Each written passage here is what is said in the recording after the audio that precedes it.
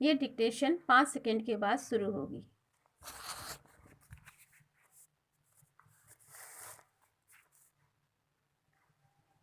Start. अध्यक्ष महोदय, मैं आपका कृतज्ञ हूँ कि आपने मुझे इस पर बोलने की आज्ञा दी।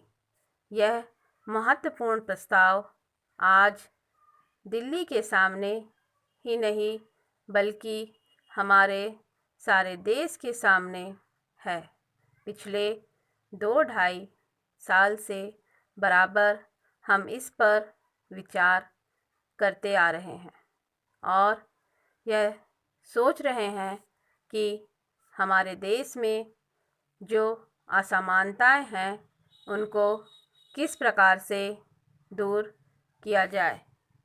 हमारे देश में करोड़ों जनता ऐसी है जिनको आराम से खाना नहीं मिलता, कपड़ा नहीं मिलता और जिनके पास रहने के लिए मकान नहीं है और जीवन की जो बुनियादी आवश्यकताएं हैं जो सबको मिलनी ही चाहिए वह नहीं मिलती है।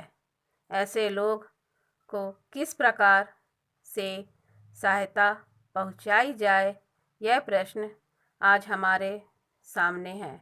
इस संबंध में जैसा कि माननीय सदस्यों को मालूम होगा कि हमारे देश में जो सबसे मुख्य पार्टी कांग्रेस पार्टी है, वह इस प्रकार के आयोजनों को आगे बढ़ा रही है।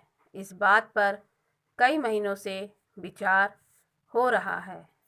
कई राज्यों में बिल की शक्ल में भी चीज़ें सामने आई हैं और सबने देश के हित को सामने रखते हुए इस मामले को अभी स्थगित रखा हुआ है।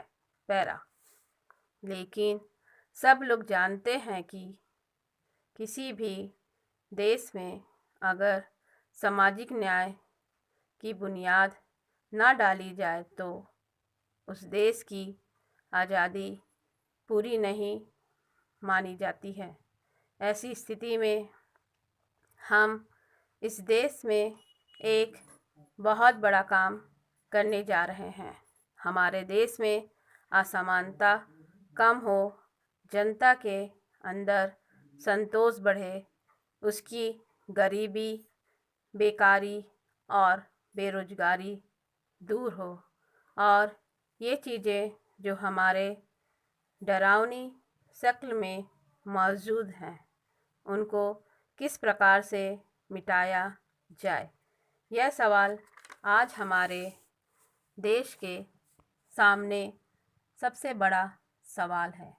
हमारे देश के नेताओं ने यह फैसला किया है कि सारे हिंदुस्तान में अचल संपत्ति के बारे में कोई कानून बनाया जाए जिससे देश के अंदर जो असमानता है वह दूर हो सके और उसको दूर किया जा सके। आज हमारे देश में असमानता एक भयानक रूप में खड़ी है।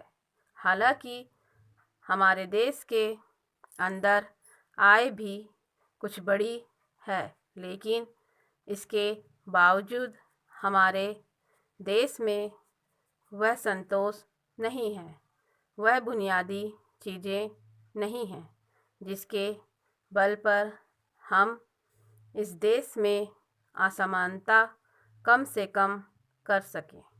यही कारण है कि यह प्रस्ताव आज यहाँ पर लाया